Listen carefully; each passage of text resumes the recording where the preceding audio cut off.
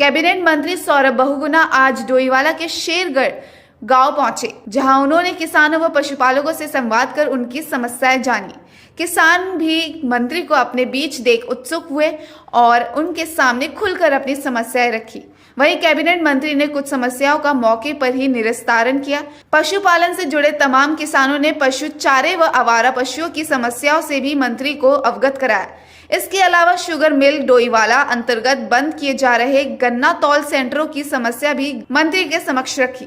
इसके अलावा गन्ना समितियों की समस्याओं से भी अवगत कराया। इस दौरान मंत्री सौरभ बहुगुणा ने कहा कि सरकार का उद्देश्य है कि प्रत्येक किसान तक सरकार का लाभ पहुंचे, यही उनका उद्देश्य है और सरकार आपके द्वारा जैसे स्लोगन पर काम कर रही है और उसी के तहत वह आज गन्ना किसानों व पशुपालकों के बीच पहुंचे। गन्ना किसानों के बारे में जो यहाँ ईडी जो है, यहाँ पर जो गन्ना सेंटर जो है जहाँ डोईवाला समिति के बंद करने के उसमें है, तो उसके बारे में हमें आज मंत्री से मिलकर वो करना है कि जो गन्ना किसानों के जो सेंटर चले हुए थे वो दोबारा से चालू करे जाए।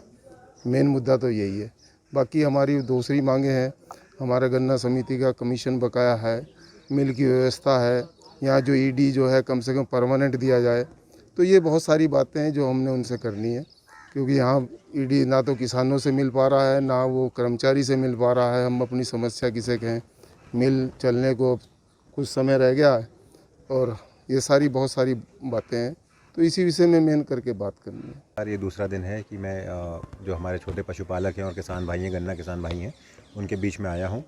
एक कोशिश है सरकार की कि जो हमारा स्लोगन भी है कि सरकार आपके द्वार, और इन सब की समस्याएं सुन रहे हैं। बहुत सारी चीज़ें जानकारी में आई है, चाहे वो दूध के रेट की हो, चाहे वो सैलेज की सब्सिडी की हो, चाहे वो हमारा बीज की हो, चाहे वो हमारे गन्ना सेंटरों के बारे में हो, गन्ना मिलों के बारे में हो। किसानों ने कुछ अपनी समस्याएं सामने रखी हैं और मुझे अवगत कराया है और उम्मीद करेंगे कि जो हम नई पॉलिसियाँ बनाएंगे, क्योंकि सरकार जो भी पॉलिसी बनाती है वो हमारे छोटे पशुपालक और हमारे छोटे किसान भाइयों के लिए ही बनाती है। और मैं उम्मीद करूंगा कि जो हमारे सामने आज समक्ष जो समस्याएं रखी गई हैं, उसको मैं जो नई पॉलिसीज़ आ रही हैं उसमें उसको इनकॉर्पोरेट करके और इनको रिलीफ देने का काम करेंगे। जी, हमारी शुगर मिलों में ब्रेकडाउन बहुत ज़्यादा था। हमारे शुगर मिल में गन्ने की जो क्वालिटी आ रही थी वो ख़राब थी। शुगर मिल में जो हमारे पैन थे वो ख़राब थे, बॉयलर्स ख़राब हो गए थे। तो बहुत ज़्यादा जब ब्रेकडाउन होता है तो रिकवरी आपकी ख़राब हो जाती है और मिलों के जो प्रोडक्टिविटी है वो ख़त्म हो जाती है और आपको लॉसेस होते हैं। तो इस बार लगातार हमने कोशिश करी है। 2 वीसी मैं खुद ले चुका हूँ, सारे GM, chief engineers, chief chemist के साथ।